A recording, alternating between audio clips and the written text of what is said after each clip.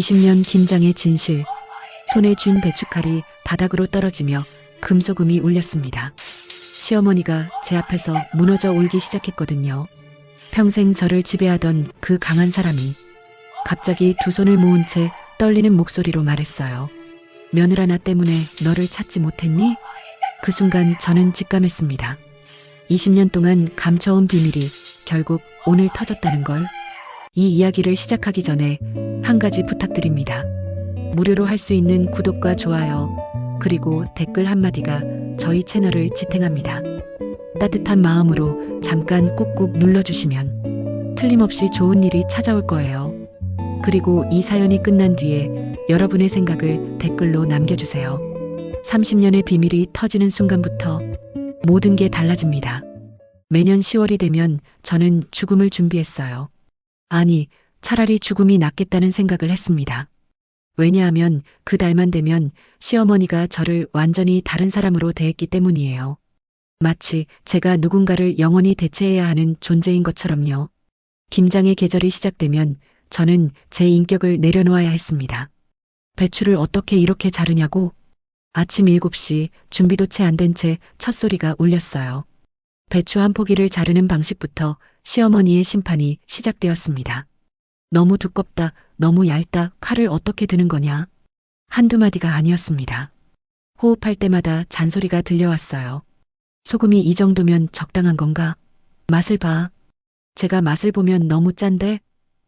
이게 무슨 맛이야? 다음은 항상 같았습니다.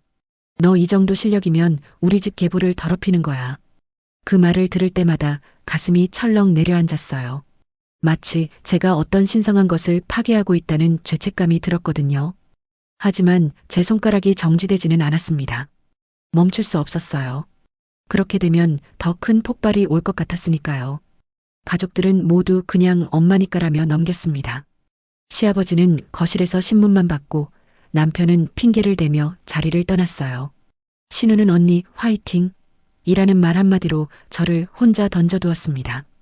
20년이 흘렀는데도 누구도 제 편이 되어주지 않았어요.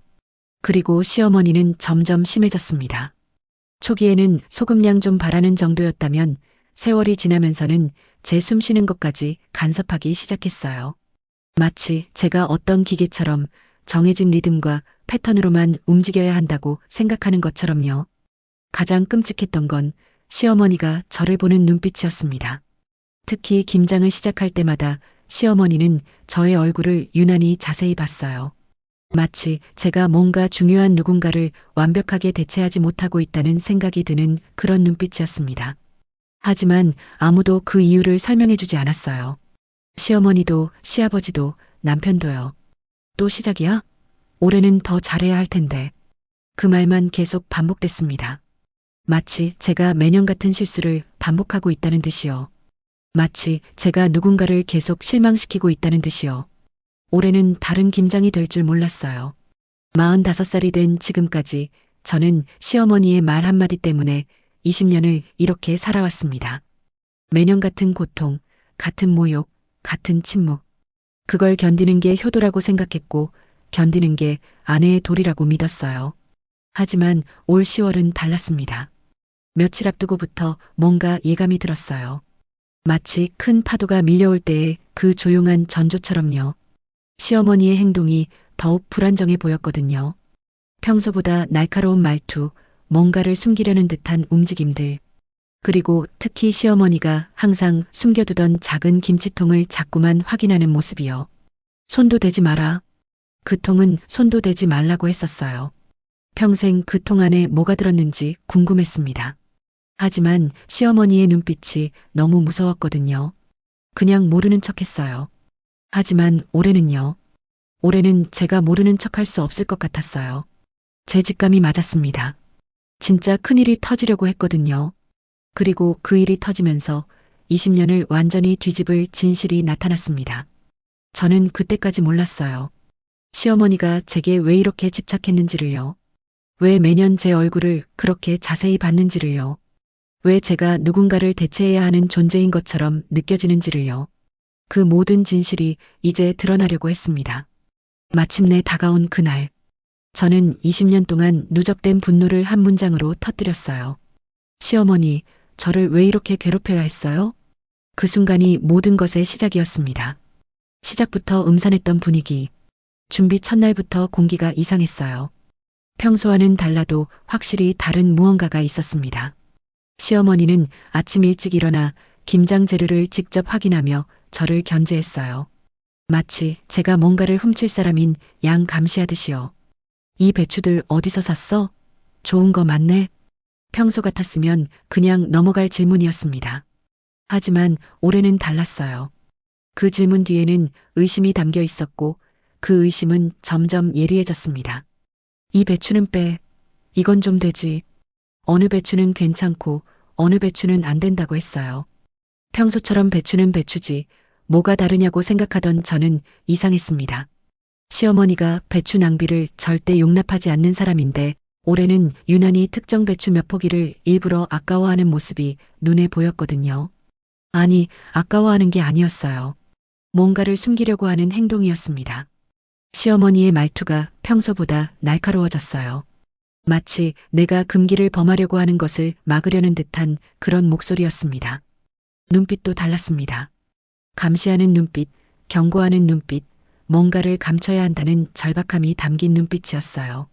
그리고 그것이 향하는 곳은 한 곳이었습니다. 시어머니가 항상 숨겨두던 작은 김치통. 그 통은 평생 손도 대지 말라고 했었어요. 처음에는 할머니만의 특별한 비법이 들어있는 거라고 생각했습니다. 김장 초보자인 저에게는 그게 설득력 있는 설명이었거든요. 하지만 세월이 지나면서 이상했어요. 그 통은 비법을 담기에는 너무 조심스럽게 다뤄졌습니다. 마치 폭탄을 다루듯이요. 마치 뭔가 끔찍한 비밀을 담고 있다는 듯이요. 시어머니는 그 통을 절대 제 앞에서 열지 않았어요. 몰래 챙겼다가 어디론가 숨겼습니다. 올해는 더했어요. 이건 절대 손도 대면 안 돼. 이전보다 훨씬 더 강한 목소리였습니다. 경고라기보다는 절규에 가까웠어요. 마치 제가 그 통을 건드리는 순간 무언가 돌이킬 수 없는 일이 벌어질 거라는 듯한 절박함이 담겨 있었습니다. 저는 점점 확신했습니다. 시어머니가 20년 동안 김장에 이렇게 집착한 이유가 따로 있다는 것을요. 매년 제게 괜한 소리를 하고 제 얼굴을 자세히 들여다보고 제 모든 움직임을 감시해온 그 이유가 단순한 전통 고집만은 아니라는 걸 알았어요. 뭐 하는 거야? 천천히 해. 또 시어머니가 말했어요. 저는 평소처럼 배추를 손질하고 있었는데 마치 제가 뭔가 몹쓸 일을 하려고 하는 듯이 간섭했습니다. 소금은 여기 놔. 소금을 어디 놔두라는 건지 그것도 달랐어요. 평소처럼 식탁 한쪽 모서리에 놔두는 게 아니라 시어머니가 직접 정한 위치에만 놔야 했습니다. 제가 뭐가 다른지 물으려고 했어요. 하지만 입을 열 수 없었습니다. 시어머니의 눈빛이 너무 무서웠거든요. 그 눈빛 속에는 공포가 있었어요. 제 공포가 아니라 시어머니 자신의 공포가요. 빨리 해. 시간이 없어. 시간이 없다니요. 김장은 아직 며칠 남아있는데 뭐가 급한 건지 몰랐습니다. 하지만 저는 묻지 않았어요. 대신 관찰했습니다. 시어머니가 자꾸만 시계를 보고 있었어요. 마치 뭔가를 기다리고 있다는 듯이요. 마치 시간이 흐르면서 뭔가 터질까봐 두려워하는 듯이요. 제 손은 계속 움직였어요. 배추를 자르고 소금을 뿌리고 양념을 버무렸습니다. 평소처럼요. 하지만 저의 모든 감각은 시어머니에게 집중되어 있었어요. 올해 김장은 다를 것이라는 확신이 커졌습니다. 그리고 그 확신은 결국 현실이 되어버렸습니다. 그 예감은 정확했습니다. 김장 한창일 때 그 일이 일어났거든요. 아무것도 없던 것처럼 자연스럽게, 마치 처음부터 없었던 것처럼. 시어머니가 항상 숨겨두던 작은 김치통이 흔적도 없이 사라져버린 것입니다. 저는 그 순간을 정확히 봤어요. 식탁 모서리에 놓여있던 그 통이 갑자기 없었어요. 시어머니가 자꾸만 확인하던 그 위치에 비어 있었습니다. 처음에는 혹시 제가 놓친 건가 했어요. 하지만 아니었습니다. 분명 있던 통이 없어진 거였어요. 시어머니의 반응은 극적이었습니다. 어디 갔어? 작은 목소리로 중얼거리더니 갑자기 서둘렀어요. 일어나서 이리저리 둘러봤습니다. 배추를 손질하던 손도 멈추고 양념을 섞던 손도 멈추고 모든 게 멈췄어요. 마치 그 통을 찾는 것이 지금 이 순간 가장 중요한 일인 것처럼요. 너 봤어? 어디 갔어? 시어머니가 제게 물었어요. 하지만 그 목소리는 질문이 아니었습니다. 위협이었어요. 마치 제가 그 통을 훔친 거 아니냐는 의심이 담긴 목소리였거든요. 저는 안 봤는데요. 제가 대답했어요. 솔직한 대답이었습니다. 실제로 저는 그 통이 어디로 간 건지 몰랐거든요. 하지만 시어머니는 제 말을 믿지 않았어요. 그럼 누가 했어? 남편이 했어? 신우가 했어? 시어머니의 목소리가 높아졌어요. 불안감이 극도에 달했습니다. 마치 세상이 무너지는 듯한 그런 절박함이 있었어요. 저는 그 순간 확신했습니다. 그 통은 단순한 통이 아니라는 걸요. 그 안에 있던 것은 비법이나 요리법이 아니라 뭔가 훨씬 더 큰 비밀이라는 걸요. 20년을 숨겨야 할 만큼 끔찍한 어떤 것이라는 걸요. 찾아야 돼. 반드시 찾아야 돼. 시어머니가 중얼거렸어요. 마치 저에게 하는 말이 아니라 자신에게 하는 말인 것처럼요. 저는 조용히 움직이기 시작했습니다. 처음엔 자연스럽게요. 마치 김장을 하다가 잠깐 딴 일을 하는 것처럼요. 냉장고를 열었어요. 혹시 그 통이 거기 있을까 해서요. 없었어요. 싱크대 아래를 열었어요. 플라스틱 통들이 가득했지만 그 작은 통은 없었어요. 거실로 나갔어요. 소파 쿠션 사이를 살펴봤어요. TV 옆 선반을 확인했어요. 신발장까지 뒤져봤어요. 시어머니는 주방에 남아서 계속 찾고 있었어요. 하지만 제 움직임을 계속 따라봤어요. 마치 제가 뭔가를 숨길까봐 감시하듯이요. 뒤뜰로 나갔어요. 창고 앞이었어요. 오래된 창고, 시아버지가 생전에 쓰던 공간이었어요. 거의 사람이 들어가지 않는 곳이었어요. 비둘기집 같은 창고였어요. 혹시 저는 그곳을 들어갔어요. 어두운 창고 안, 거미줄이 가득하고 낡은 물건들이 쌓여 있던 그곳. 그 창고의 한 모서리에는 작은 상자들이 스택으로 쌓여 있었어요. 저는 그것들을 하나하나 확인했어요. 첫 번째 상자, 비어 있었어요. 두 번째 상자, 오래된 신문들. 세 번째 상자, 낡은 옷들. 그리고 네 번째 상자를 열었을 때 제 손가락이 멈췄어요. 그 안에는 제가 찾던 그 작은 통이 있었어요. 하지만 통만 있는 게 아니었어요. 통 주변에는 낡은 편지들이 가득했어요. 한 장 한 장가 펼쳐져 있었어요. 손글씨로 쓰인 편지들이요. 저는 손이 떨리며 그 편지 중 하나를 집어들었어요. 안녕. 너는 이제 얼마나 커졌을까? 첫 문장이었어요.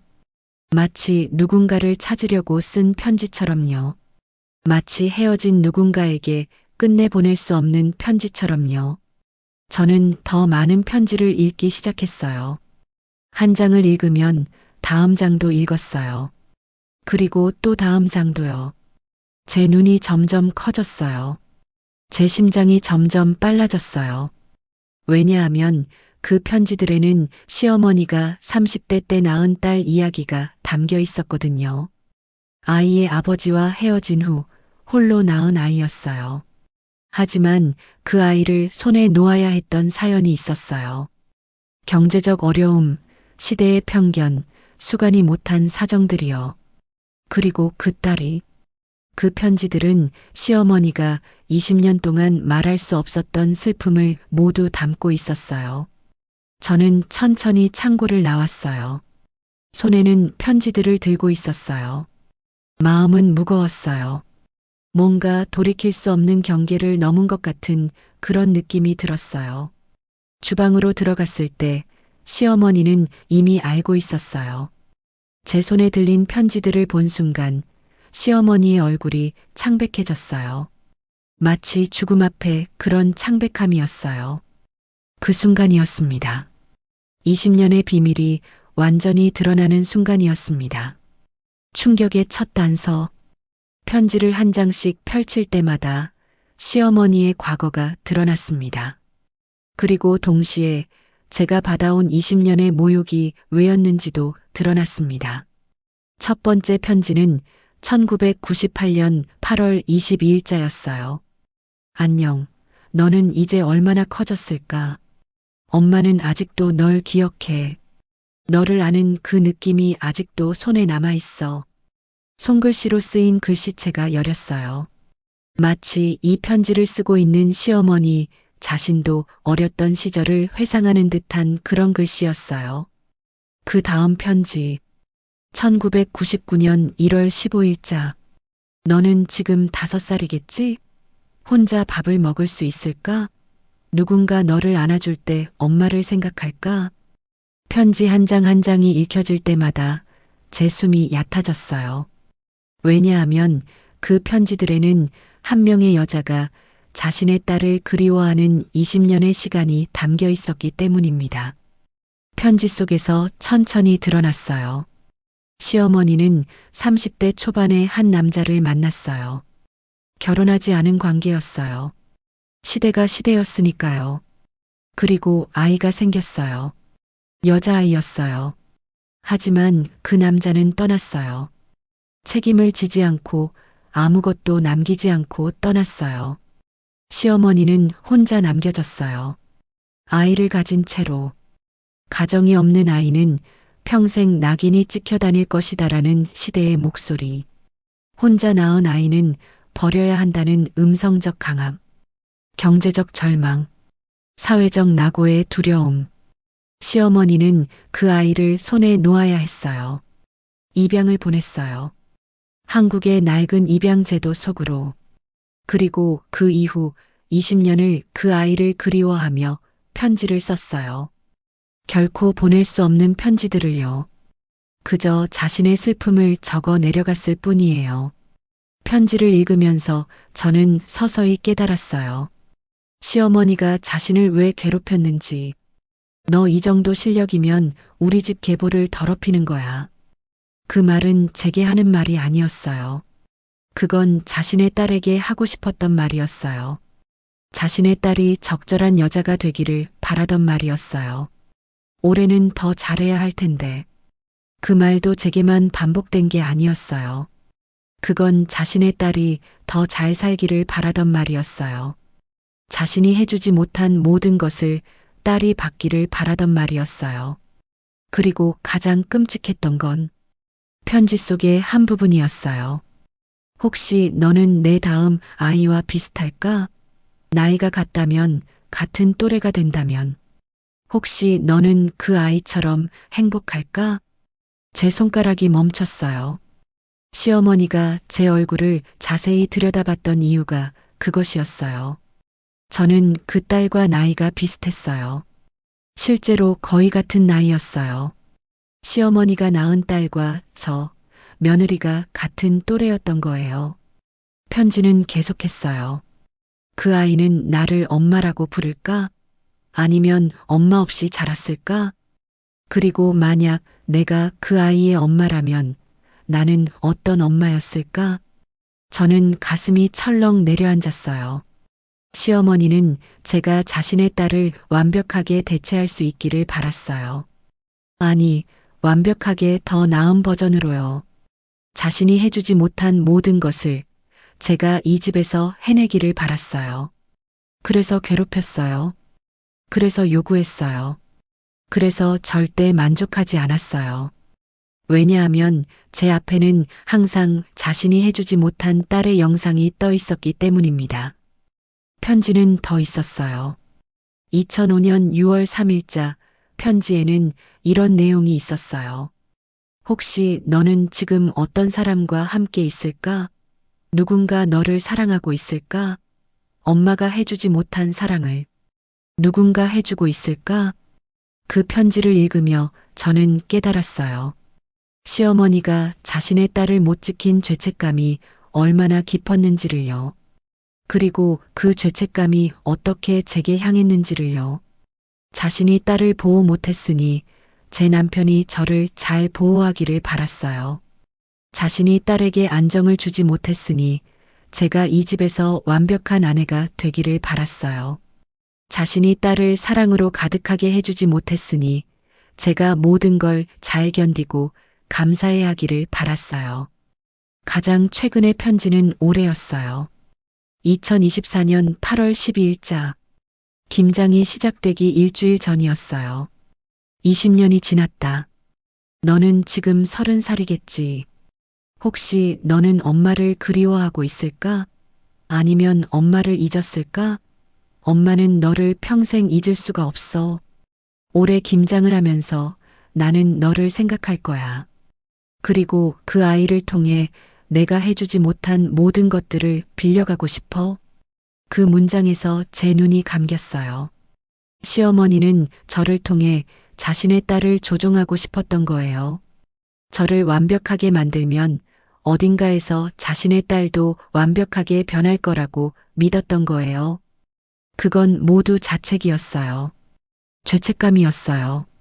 그리고 그 무게가 모두 저에게 향했던 거였어요. 저는 천천히 편지들을 내려놨어요.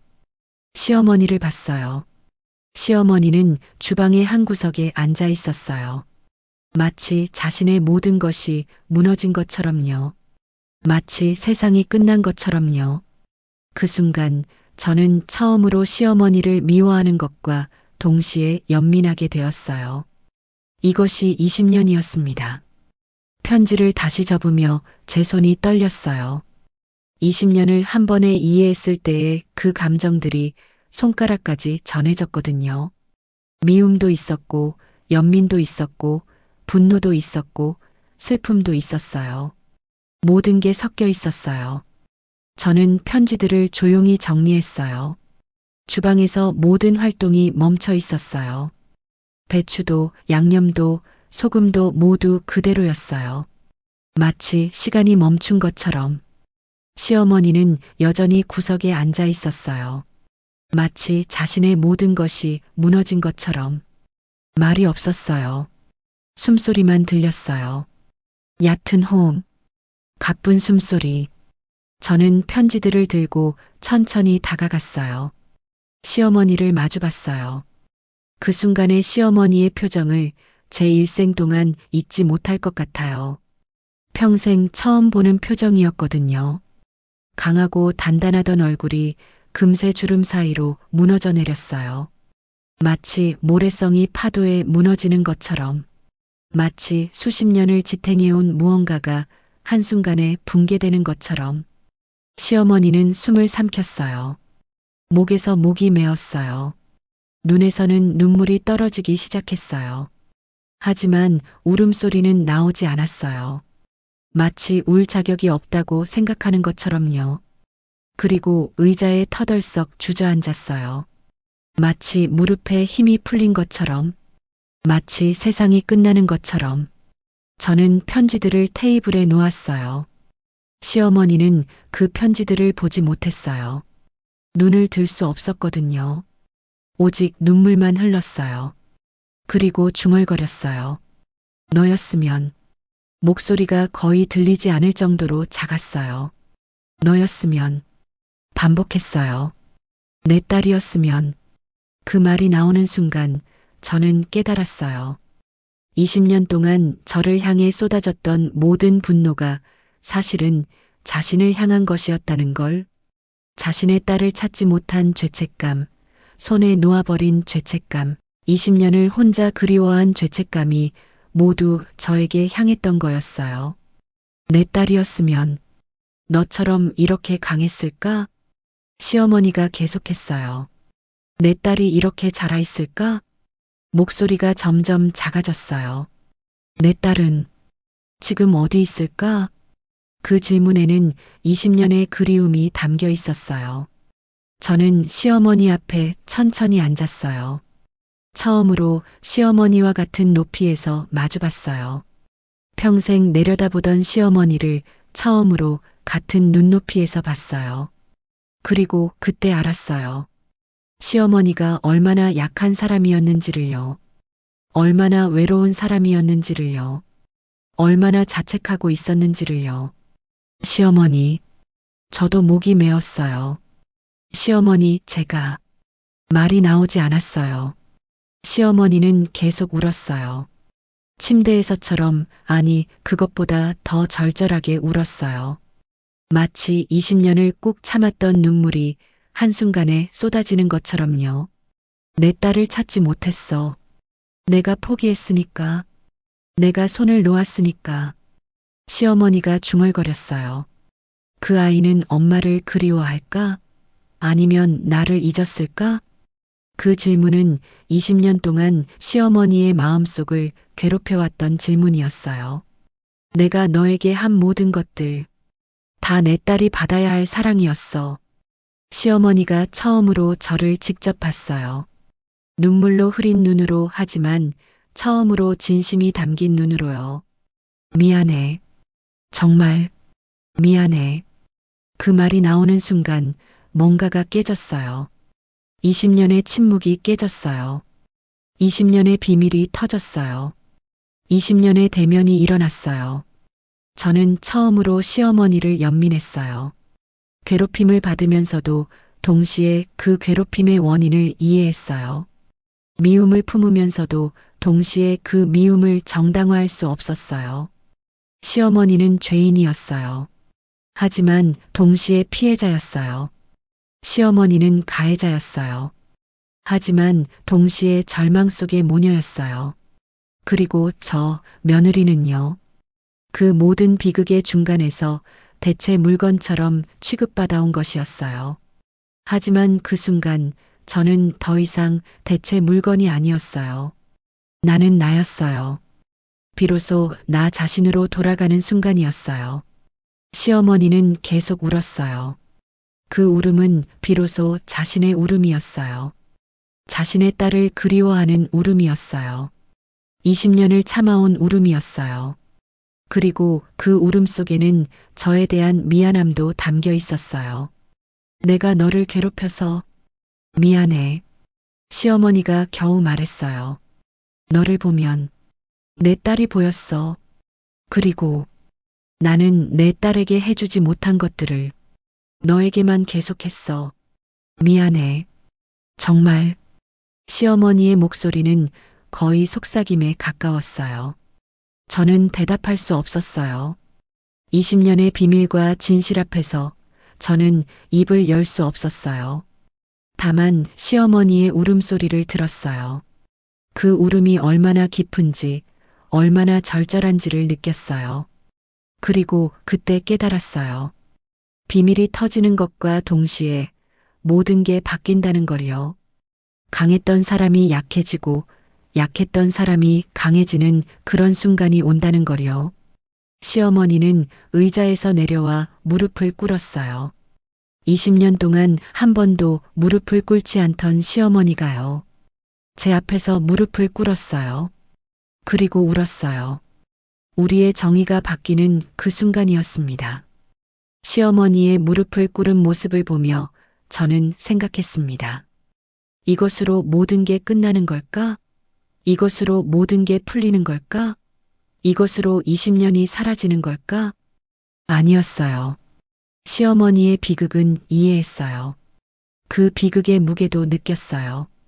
그리고 그 비극 속에서 나도 한 명의 피해자였다는 걸 깨달았어요. 하지만 이해가 용서는 아니었어요. 연민이 허용은 아니었어요.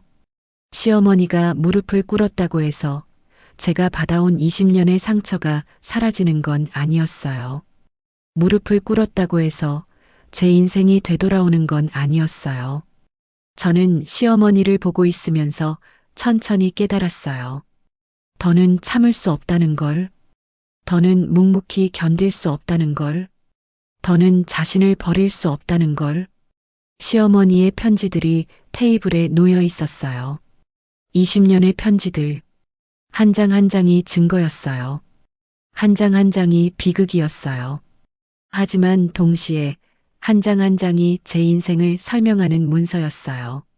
저는 천천히 일어섰어요. 시어머니가 저를 보았어요. 그 눈빛에는 무언가를 기대하는 것처럼 보였어요. 용서를 기대하는 것처럼 보였어요. 아무것도 아닌 침묵을 기대하는 것처럼 보였어요. 하지만 저는 침묵하지 않았어요. 시어머니, 올해는 제가 결정합니다. 저도 고개를 들 수 없을 정도로 뼈저린 목소리였어요. 하지만 명확했어요. 올해는 김장을 하지 않겠습니다. 그 말이 나오는 순간 주방의 공기가 바뀌었어요. 마치 누군가 창문을 열어제친 것처럼 갑갑한 공기가 흘러나갔어요. 시어머니가 고개를 들었어요. 뭐라고? 충격이었어요. 거부였어요. 모순이었어요. 20년을 지배하던 사람이 갑자기 거부당하고 있었으니까요. 올해는 김장을 하지 않습니다. 저는 더 이상 시어머니의 기준을 만족시켜 드릴 수 없고 더 이상 그럴 의무도 없다고 생각합니다. 저는 한마디 한마디를 명확하게 했어요. 떨리지만 명확하게. 시어머니가 해주지 못한 모든 것을 저에게 투영하셨다는 건 이제 알겠습니다. 하지만 그것은 제 문제가 아닙니다. 그것은 시어머니의 문제입니다. 말이 나올수록 더 명확해졌어요. 저는 시어머니의 딸이 아닙니다. 저는 김도연의 아내입니다. 그리고 그 이전에 저는 저 자신입니다. 시어머니가 흔들렸어요. 너, 뭐 하는 거니? 목소리가 약했어요. 처음으로 약했어요. 20년을 참았습니다. 20년을 견디었습니다. 설명 없는 분노를 받으면서 아무도 도와주지 않으면서 저 혼자 그 무게를 짊어지고 살았습니다. 저는 계속했어요. 하지만 이제는 다릅니다. 저는 더 이상 침묵하지 않겠습니다. 저는 더 이상 저를 버리지 않겠습니다. 주방에 제 목소리만 울렸어요. 올해는 제가 제 삶을 선택하는 해가 될 겁니다. 그것이 김장을 하지 않는 것이 된다면 그렇게 될 것입니다. 시어머니는 아무 말도 하지 못했어요. 그리고 그 침묵 속에서 저는 느꼈어요. 처음으로, 정말 처음으로 제가 제 인생을 지키고 있다는 감각을요. 20년을 살면서 누군가를 돌보기 위해, 누군가의 기준을 만족시키기 위해, 누군가의 감정을 관리하기 위해 살아온 저. 그 저가 처음으로 이 순간에 저 자신을 선택했어요. 그것이 용서를 거부하는 것이었어요. 그것이 이해를 거부하는 것이었어요. 그것이 연민을 거부하는 것이었어요. 아니, 거부하는 게 아니었어요. 이해하면서도 동시에 자신을 지키는 것이었어요. 시어머니의 비극을 받아주되 제 비극을 내려놓지 않는 것이었어요. 저는 시어머니의 상처를 압니다. 저는 시어머니가 힘들었다는 것을 알겠습니다. 하지만 그 상처가 제 상처를 정당화할 수는 없습니다. 저는 한마디 더 했어요. 시어머니는 제게 사과했습니다. 저는 그 사과를 들었습니다. 하지만 사과가 모든 걸 지워주지는 않습니다. 시간이 필요합니다. 그 말이 나오는 순간 저는 어른이 되었어요. 아니, 비로소 어른이 되었어요. 20년의 피해자에서 20년의 극복자로 변하는 순간이었어요. 시어머니를 이해하지만 자신을 포기하지 않는 그런 강함. 시어머니를 연민하지만 자신의 선을 지키는 그런 강함. 그것이 진정한 강함이었어요. 남편이 거실에서 나타났어요. 저의 목소리를 들었던 거겠죠. 뭐 하는 거야? 남편이 물었어요. 저는 남편을 봤어요. 처음으로 남편의 눈을 제대로 마주봤어요. 올해 김장은 하지 않습니다. 그리고 제 의견이 바뀌지 않을 것 같으니 미리 말씀드립니다. 이 순간부터 주도권은 저에게 있었어요. 남편은 어떤 말도 할 수 없었어요. 왜냐하면 그의 침묵이 20년을 만들어냈기 때문이에요. 시어머니도 어떤 말도 할 수 없었어요. 왜냐하면 그의 무릎을 꿇는 순간이 모든 것을 고백했기 때문이에요. 신우가 나타났어요. 어디선가 들었던 거겠죠. 언니, 뭐 하는 거야? 엄마가. 신우가 시어머니를 보며 말했어요. 하지만 저는 신우를 봤어요. 신우, 20년 동안 당신은 뭘 하고 있었어요? 목소리가 조용했지만 칼처럼 날카로웠어요. 엄마가 언니를 괴롭히는 것을 알고 계셨죠? 그런데도 화이팅이라는 말 한마디 뿐이었어요. 신우는 말을 할 수 없었어요. 왜냐하면 그것이 진실이었으니까요. 저는 주방의 한가운데 섰어요. 배추도 양념도 김장 재료들도 모두 그대로였어요. 하지만 이제 그것들은 제 것이 아니었어요. 저는 그것들을 만져야 할 의무가 없었어요. 제 삶은 제가 소유했어요. 제 시간은 제가 결정했어요. 제 선택은 제가 하는 거였어요. 그 순간 저는 비로소 자유로웠어요. 주방을 나간 제 뒤로 침묵이 따라왔어요. 모두가 말을 할 수 없었던 그런 침묵이었어요. 마치 폭탄이 터진 후에 그런 침묵이었어요. 남편이 가장 먼저 움직였어요. 뭐 하는 거야? 잠깐 너. 목소리가 떨렸어요. 20년 동안 한 번도 들어본 적 없는 목소리였어요. 흔들리는 목소리. 신우는 시어머니를 보고 있었어요. 시어머니는 여전히 바닥에 앉아 있었어요. 아무 말도 하지 않고 남편이 거실에서 나와 제 팔을 잡으려고 했어요. 말을 해. 뭐 하는 거야? 엄마가 울고 있잖아. 그 말이 나오는 순간 저는 돌아섰어요. 엄마가 울고 있는 거? 20년 동안 저는 울고 있었어요.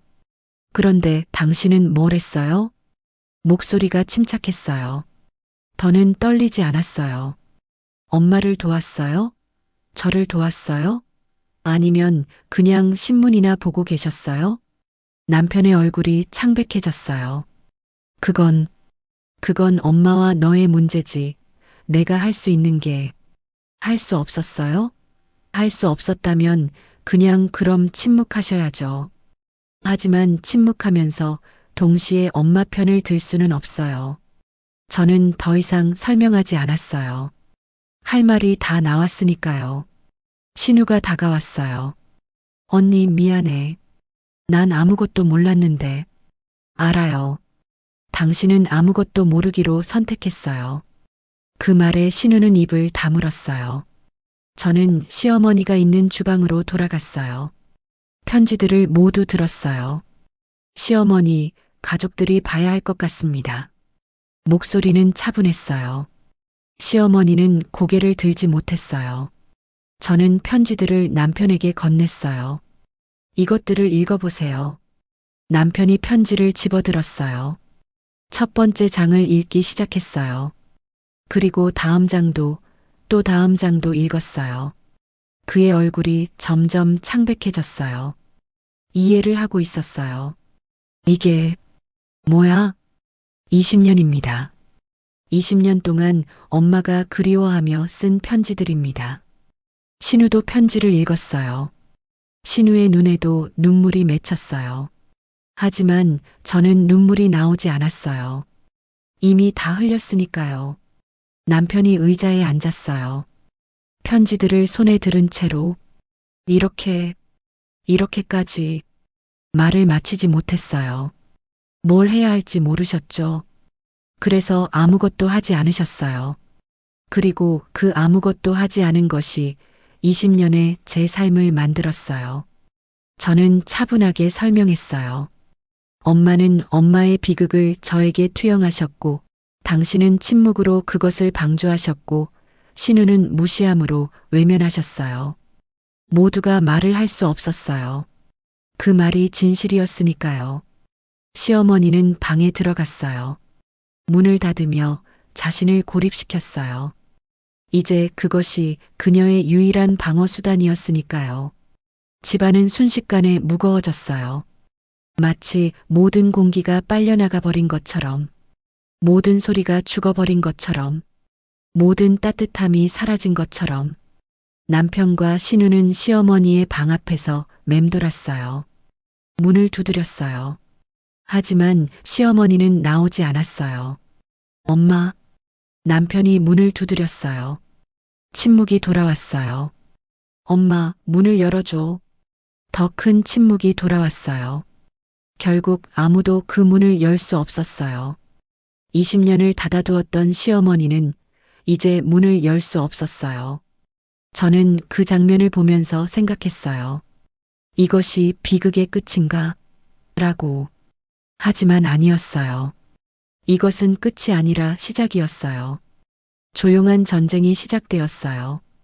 가족들 사이에, 침묵 속에, 말하지 않은 말들 속에 남편은 저를 봤어요. 하지만 저를 이해할 수 없었어요. 아니, 이해하려고 노력했지만 20년 침묵의 대가를 치르고 싶지 않았어요. 신우는 제게 다가오려고 했어요. 하지만 저는 더는 화이팅을 원하지 않았어요. 그리고 저는 해방감이 더 컸어요. 죄책감이 없었어요. 미안함이 없었어요. 왜냐하면 가족 누구도 제 고통을 알아주지 않았기 때문이에요. 가족 누구도 손을 내밀지 않았기 때문이에요. 가족 누구도 저를 지켜주지 않았기 때문이에요. 그렇다면 제가 제 자신을 지키는 것이 당연하지 않나요? 제가 제 목소리를 내는 것이 당연하지 않나요? 제가 제 인생을 선택하는 것이 당연하지 않나요? 그들이 20년 침묵을 감당할 수 없다면 그것은 그들의 문제예요. 제 것이 아니에요.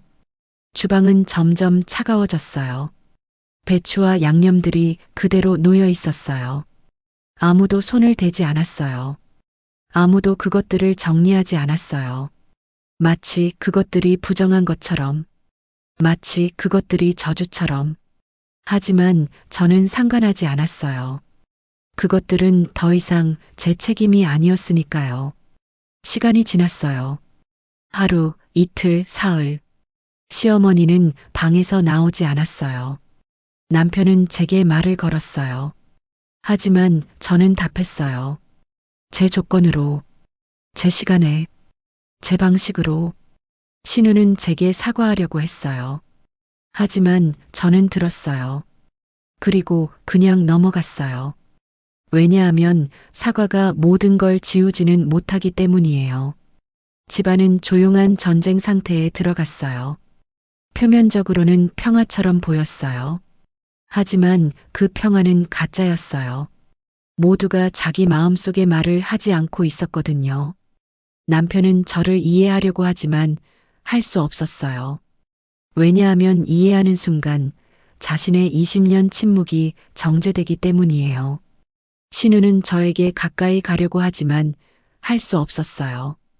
왜냐하면 가까이 가는 순간 자신의 무시가 인정되기 때문이에요. 시어머니는 방에 있었어요. 자신의 죄책감 속에. 그리고 저는 자유로웠어요.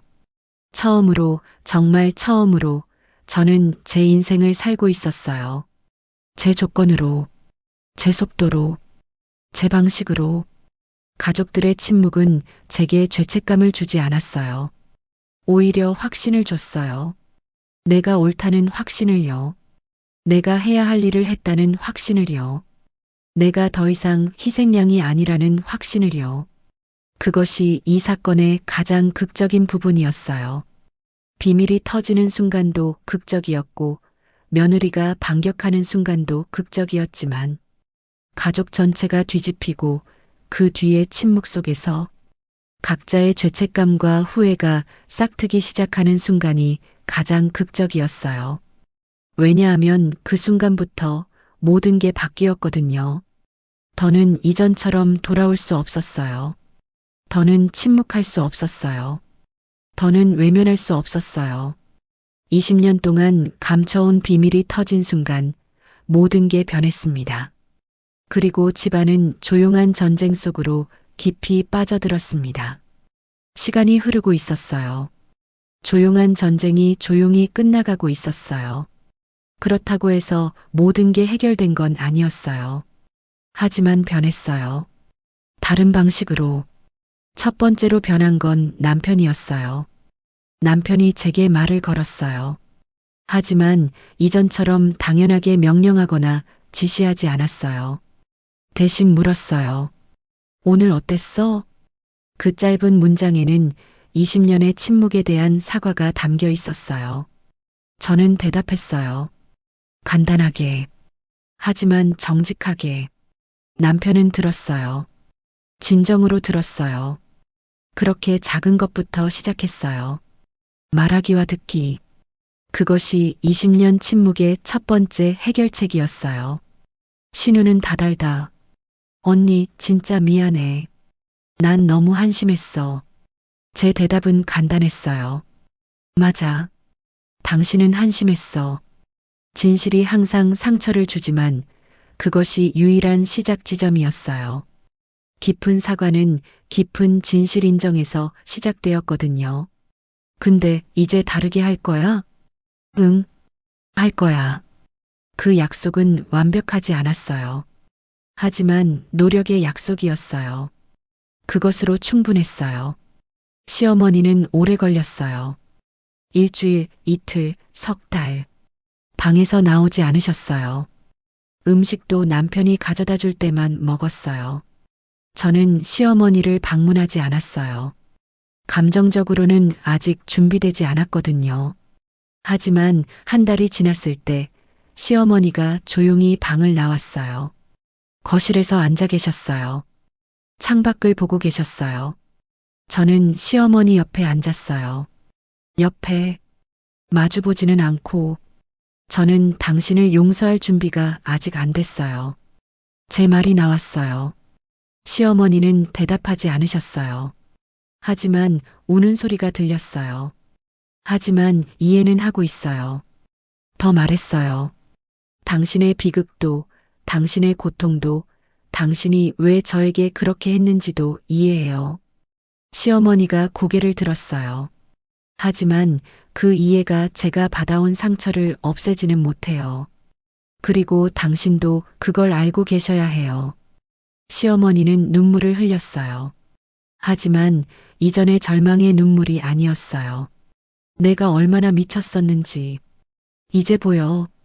목소리였어요. 처음으로 진정한 성찰의 목소리. 내가 내 딸을 포기하고 그 죄책감을 너에게 씌웠어. 더 말했어요. 너는 내 죄의 제물이었어. 그리고 나는 그걸 정당화했어. 제 가슴이 철렁했어요.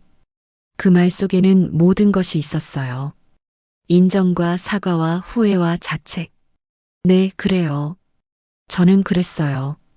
저도 인정했어요. 그리고 그 순간이 변화였어요. 20년을 한 문장으로 정의하는 순간. 그리고 그것을 받아주는 순간. 시어머니는 저를 안았어요. 처음으로 진정한 포옹이었어요. 지배와 통제의 포옹이 아니라 깊은 미안함과 후회의 포옹이었어요. 저는 울었어요. 20년을 견뎌온 몸이 마침내 울었어요. 하지만 그 울음은 이전의 울음과 달랐어요. 피해자의 울음이 아니라 회복 중인 사람의 울음이었어요. 앞으로는 어떻게 될까요? 저는 시어머니에게 물었어요. 모르겠어. 하지만 다를 거야. 이전과는 확실히 다를 거야. 시어머니가 대답했어요. 그리고 그것이 모든 약속이었어요. 완벽한 해결책이 아니라 변화의 시작. 완전한 용서가 아니라 이해와 공존의 시작. 그 이후로 시간이 더 흘렀어요. 가을이 왔어요. 10월. 김장의 계절. 저는 마음이 무거웠어요. 올해는 어떻게 할지 몰랐거든요. 하지만 시어머니가 처음으로 제게 물었어요. 너, 이번 김장은 어떻게 하고 싶어? 질문이었어요. 명령이 아니라, 강요가 아니라, 저는 생각했어요. 제가 하고 싶은 만큼 하고 싶어요. 시어머니를 만족시키기 위해서가 아니라 제 방식으로. 시어머니는 웃었어요. 좋아. 그렇게 하자. 내가 도와줄게. 처음으로 시어머니가 도움을 제시했어요. 명령이 아니라 제안으로. 그해 10월의 김장은 달랐어요. 배추를 자를 때도 시어머니가 옆에서 자신의 경험을 나누었어요. 이렇게 하면 더 맛있어라고 제안했어요. 하지만 강요하지 않았어요. 양념을 섞을 때도 시어머니가 살펴봤어요. 하지만 너 이 정도면 이라고 욕하지 않았어요. 대신 좋은데? 라고 인정했어요. 남편도 옆에서 도왔어요. 평생 처음으로 주도적으로 도왔어요. 신우도 왔어요. 화이팅이라는 한마디가 아니라 실제로 손을 거들었어요. 그 해의 김장은 완벽하지 않았어요. 배추의 크기도 다양했고 양념의 맛도 완벽하지 않았어요. 그 어떤 기준도 충족시키지 못했어요. 하지만 그것은 중요하지 않았어요. 왜냐하면 그 해의 김장은 처음으로 함께하는 것 자체가 목표였기 때문이에요. 완벽함이 아니라 공존, 기준이 아니라 관계, 지배가 아니라 협력. 그것이 20년을 넘어선 변화였어요. 저는 이제 자유로웠어요. 김장으로부터의 자유, 비난으로부터의 자유, 희생양으로부터의 자유. 하지만 동시에 저는 더 이상 혼자가 아니었어요. 가족이 나를 지키고 있었어요. 완벽하지 않지만 노력하고 있었어요. 시어머니도 변하고 있었어요. 완전히 다른 사람이 되지는 않았지만 자신의 비극과 마주하고 있었어요. 남편도 신우도 마찬가지였어요. 그 변화는 극적이지 않았어요. 영화처럼 화려한 화해가 있었던 게 아니었어요. 하지만 현실적이었어요. 진실했어요. 이것이 치유의 진정한 모습이라는 걸 깨달았어요. 시간이 필요하고 노력이 필요하고 인정과 변화가 필요한 것. 그리고 무엇보다 침묵을 깨고 진실을 말하는 것이 필요한 것. 저는 이 경험을 통해 무언가를 배웠어요. 피해는 지나가지 않는다는 걸. 하지만 그것이 우리를 정의하지는 않는다는 걸. 우리는 우리의 고통을 선택할 수 없지만 그 고통에 어떻게 대응할지는 선택할 수 있다는 걸. 침묵은 답이 아니라는 걸. 진실만이 유일한 답이라는 걸. 그리고 가장 중요한 것. 우리는 혼자가 아니라는 걸. 제 상처는 제 것이고 제 인생은 제 것이지만 함께할 누군가가 있다면 그것이 모든 것을 바꾼다는 걸. 이제 저는 더 이상 며느리가 아니라 한 명의 여자예요. 자신을 지키는 법을 배운, 침묵하지 않는 법을 배운, 자신을 사랑하는 법을 배운 여자. 그리고 그 과정에서 가족도 함께 변했어요. 완벽하지 않은 변화지만 진정한 변화. 바로 이것이 끝이 아닌 새로운 시작입니다. 20년의 비밀이 터졌을 때 모두가 끝이라고 생각했어요. 하지만 진짜 시작은 그 이후였어요. 침묵을 깨고 진실을 마주하고 천천히 변해가는 그 과정. 그것이 진정한 새로운 시작이었어요. 이 사연을 마무리하며 한 가지 말씀드리고 싶습니다. 우리 가족은 완벽하지 않습니다. 지금도 힘들 때가 있고 아파할 때가 있습니다. 하지만 그렇기 때문에 더 소중합니다.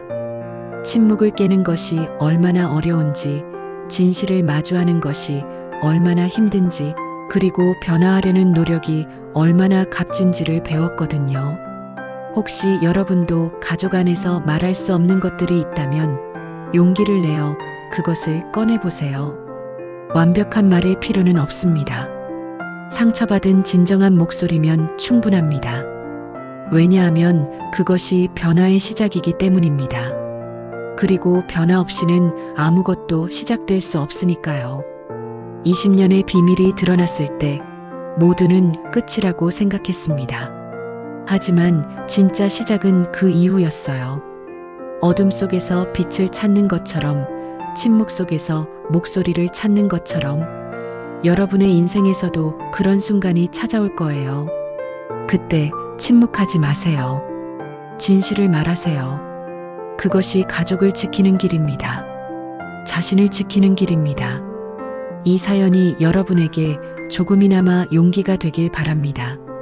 감사합니다.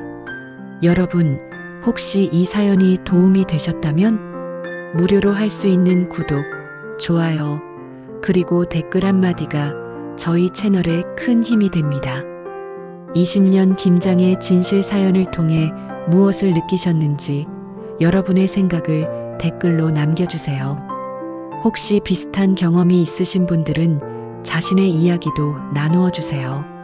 우리는 혼자가 아니라는 것을 아는 것. 그것이 바로 치유의 첫 번째 발걸음입니다. 그리고 여러분의 따뜻한 응원이 저희를 계속해서 더 좋은 이야기들을 전할 수 있게 해줍니다.